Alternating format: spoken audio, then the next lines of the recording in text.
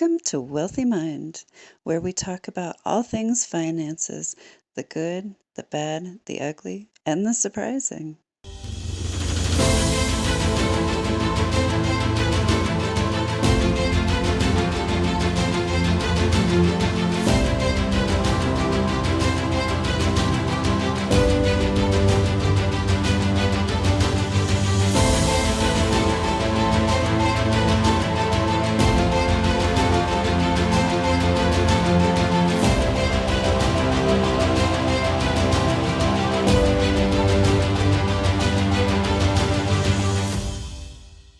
Welcome to Wealthy Mind. I am your host, Misty Rose Gold, International Success Coach. And today I have with me Mayor Marissa Harmon.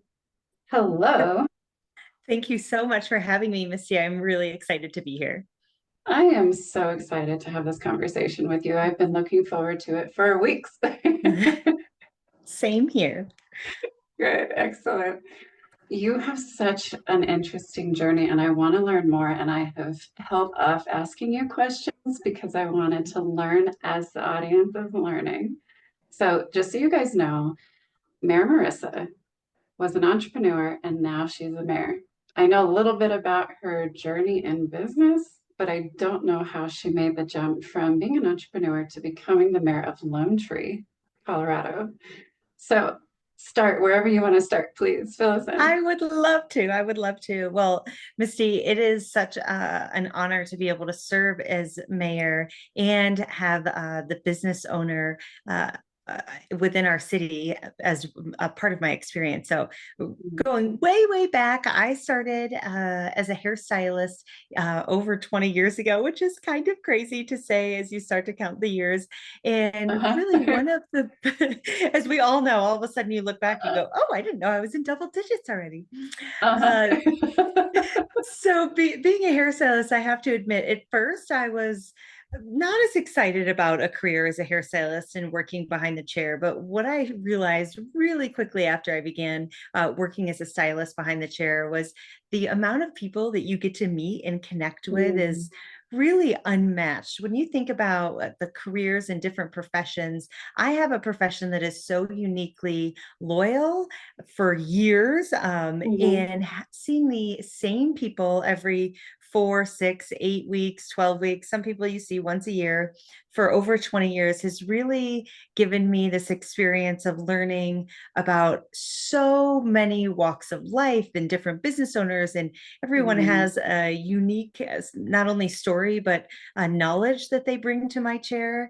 And it has been one of my favorite parts of being a hairstylist. Really, of course, you have the artistic part of actually doing hair, and turns out that that's only about 5% of being a successful hairstylist is really about what you do. But if you can connect with people, it really sets you apart. And I learned that pretty early on.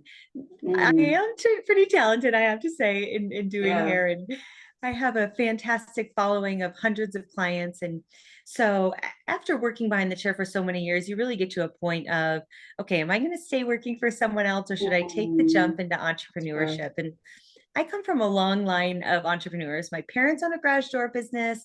My grandparents opened, it's called Spears Meat Market in upstate New York. And so it's really entrepreneurship is in not only our blood, but also I had a lot of opportunity to ask my parents questions about all of the things that are important to know when you're opening your own business. So I went off on my own as a hairstylist and started in what many of us see as these small business kind of studio suites. They've really popped up basically all over the nation, but definitely in our region.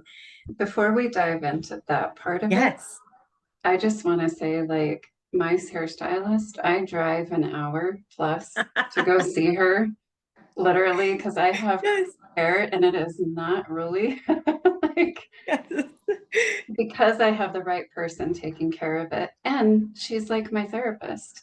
Of course. So how else are you going to build like super deep connections with people unless you're a coach like I am? I mean, hairstylists are the best therapists on the planet because you guys aren't therapists.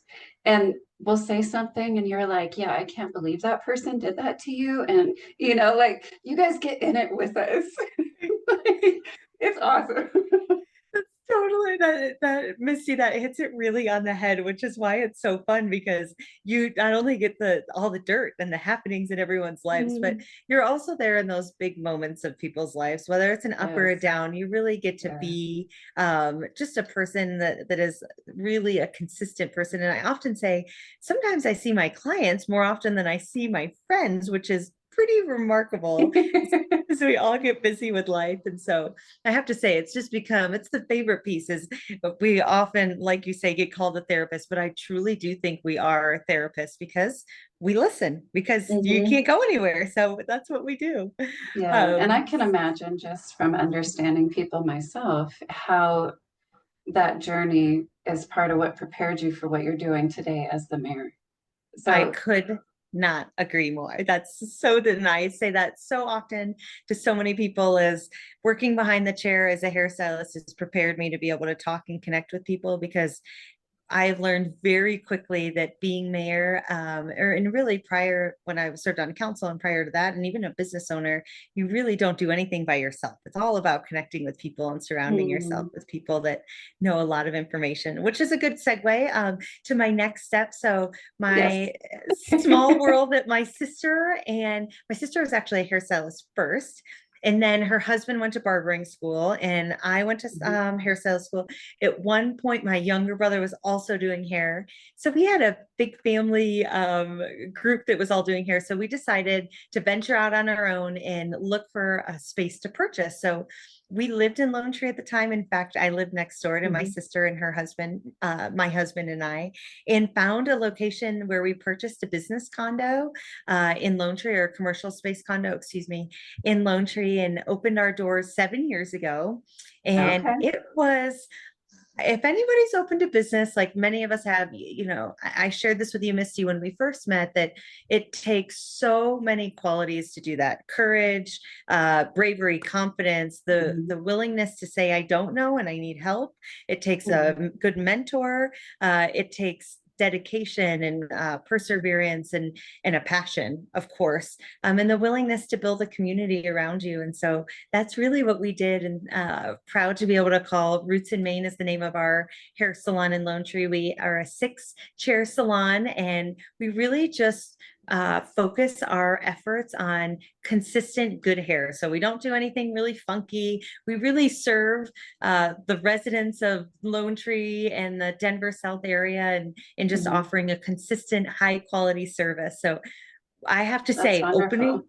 opening our doors, as you know, Misty, it's been it was a ton of work. And To say the least. we loved every step of the way, because it Mm, really gave us some guidance as to how important it is to be located in a city that I knew our business could be successful. And in mm, choosing to call Lone Tree the city of Lone Tree, not only the home that I want to raise our two daughters who are 11 and 10, and with my husband, but we also wanted to call it home for our business. And it's safe, it's aesthetically beautiful, it has great community, it has Park Meadows Retail Resort, a wonderful mall, and we call it the best Target around, because we all love a good Target. And our uh-huh. salon is located in the heart of that, and that's important to have a good location. And so Oh, it uh, is. I'm familiar with the location of where it is, like the Sprouts and the Target and Starbucks and all the things. Lots of oh, restaurants. I often say, after a client, either before a client comes to visit or after, they're definitely headed somewhere in our city to shop or dine. So they either come in with a Starbucks, or they leave headed to go stop at Park Meadows Retail Resort, or Mhm. grab Monk and Mongoose, a coffee at our local coffee shop on the way out. And so that part is what creates this economic engine of a city. And it's important that our small businesses really not only survive but thrive in the city of Lone Tree. So it started to give me this passion for, I now owned a home in Lone Tree. I'm raising two young girls, but Mhm. now we own commercial real estate in Lone Tree. So Mhm. thought it was a good opportunity for me to want to give back. And Okay. I really vividly remember there was the week before we got our certificate of occupancy, which if you've opened a brick and mortar store or business anywhere, leading up to the certificate of occupancy is so nerve wracking. You just hope everything goes smoothly and that your contractor did what they said they would do. And the inspector comes in and gives you the okay, all right, you're good to conduct business. So Mhm. we happened to be ready a week early, which was pretty rare. So I called the city offices, the city of Lone Tree offices that day and said, okay, we're ready. We're ready a week early. Is there any way an inspector could come out and give us our certificate of occupancy? And someone answered the phone. And not only that, but sent out an inspector within almost like an hour and 20 minutes. Oh my And they gosh. gave us a 15-minute window. He'll be there between 11:45 and noon. And I mean, I just remember feeling, wait, what? This is so different. This city conducts business different than anywhere else. And sure enough, our inspector showed up within the time frame and gave us the okay and the certificate of occupancy. So, which, as we all know, as entrepreneurs, how important it is to be able to get that to open your Mhm. doors and not cost you money into having waiting on that to get business rolling. And so Yes. from that moment, I knew I needed to give back to this place that I called home. So that's really where it Okay. began. So you wanted to give back. I understand. That's awesome. You're passionate about Lone Tree as a city and how it functions. Where did the idea to run for mayor come from? Oh, I would love to share. Yes, please. So kind of a small world funny story moment within this same. I remember sitting with a very good friend of mine who works in the city of Centennial, and she said, you're so passionate about where you live, you should put your name in the ring for the planning commission. And I have to be completely transparent. I was like, what is a planning commission and what do they do? Because I had no idea.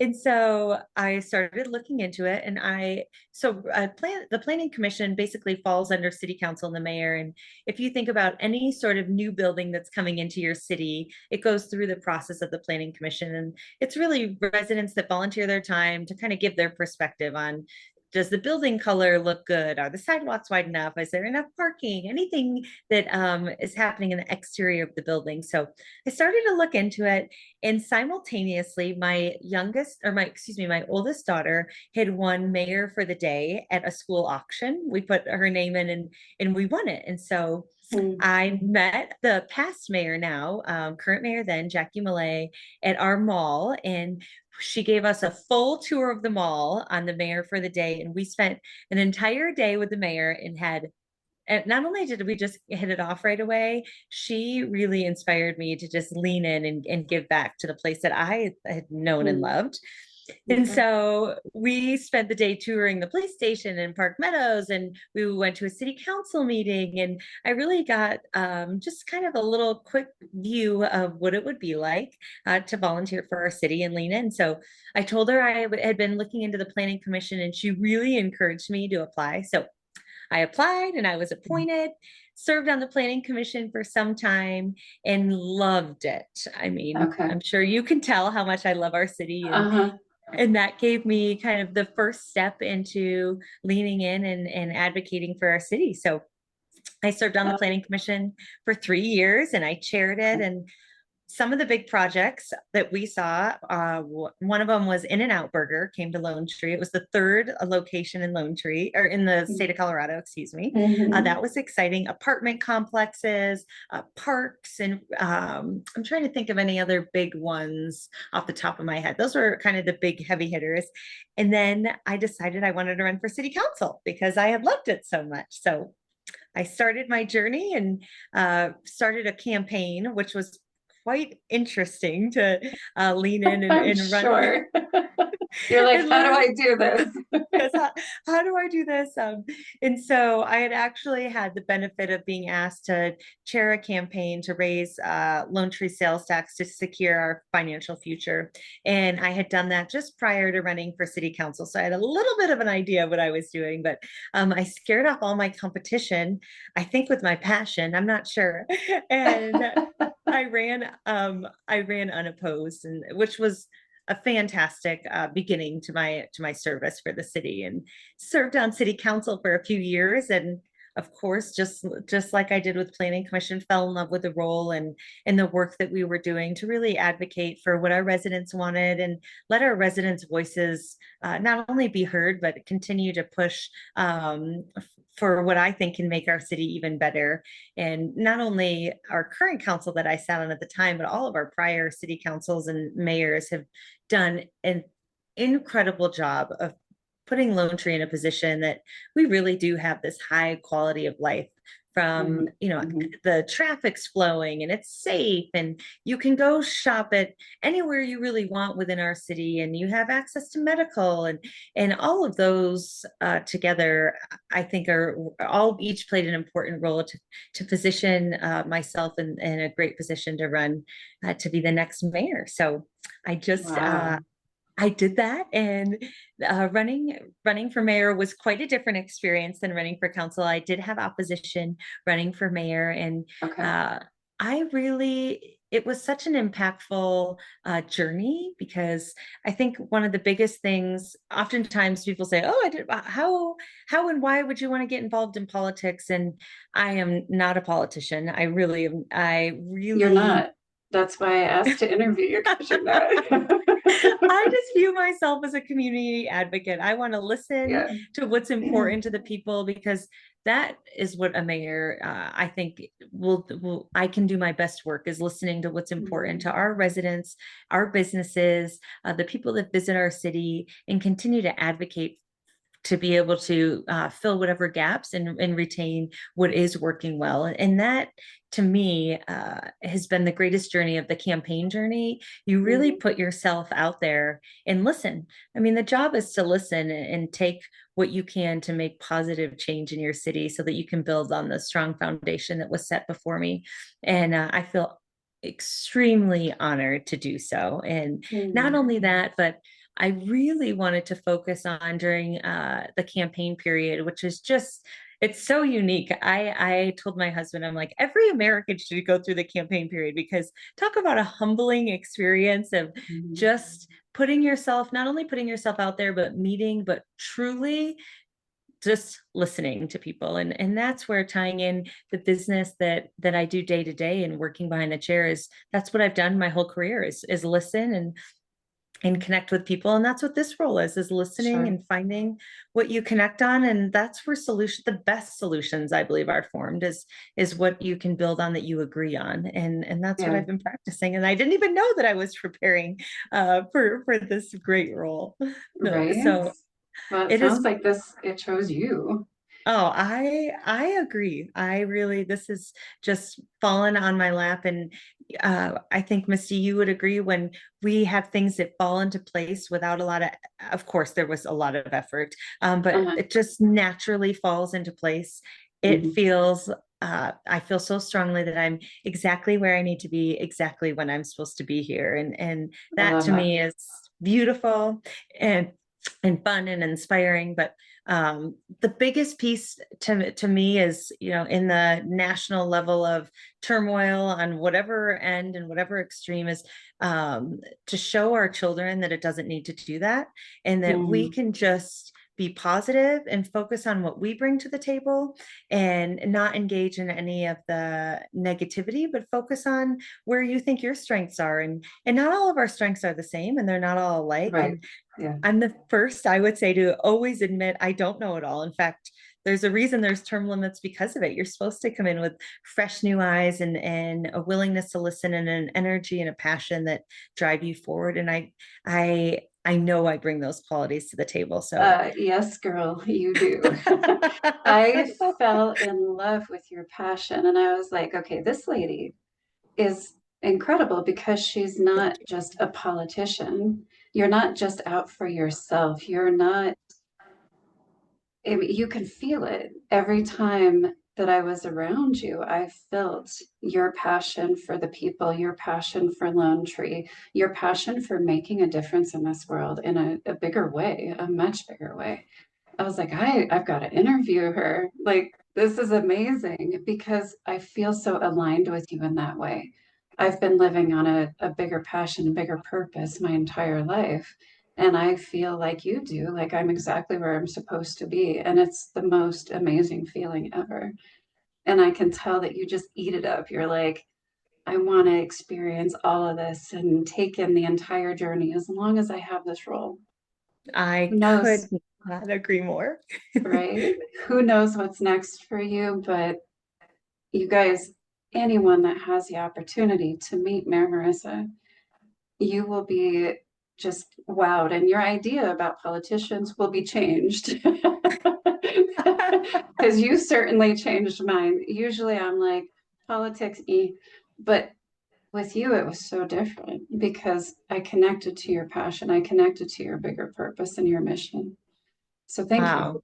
Oh, thank you. You are a gift to be able to give me the platform to share my story, because so often I think we think that you decide at a young age, or wherever you are, that this is the route you want to go, but Mhm. sometimes you get nudges to that you we should all be listening to and follow that I second instinct. that.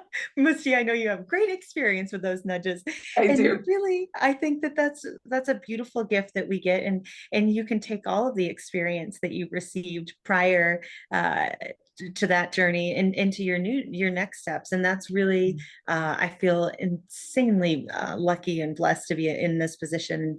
I if anybody would ever want to reach out or connect with me, of course, you can find my email on the City of Lone Tree website and be able to connect with me there. And of course, always more than willing to listen and continue to just advocate for what I Mhm. know our region can be, and our definitely our city can be, our state, and of course our nation. I'm just one step at a time trying to inspire a new generation of leadership to lean in, and this is how we should be leading, is Mm, together and focusing on our strengths instead of the other. mm. I love it. And I knew there was a reason why I was so excited for this interview today. Like my skin is tingly, my soul is Oh, jumping up and down for joy. Like, yes, girl, preach. Okay. So if you guys do reach out to her, please no spam. My request. thank you. Thank you so much. No spam. Make it intentional. Otherwise, don't do it. This woman is busy. Be respectful.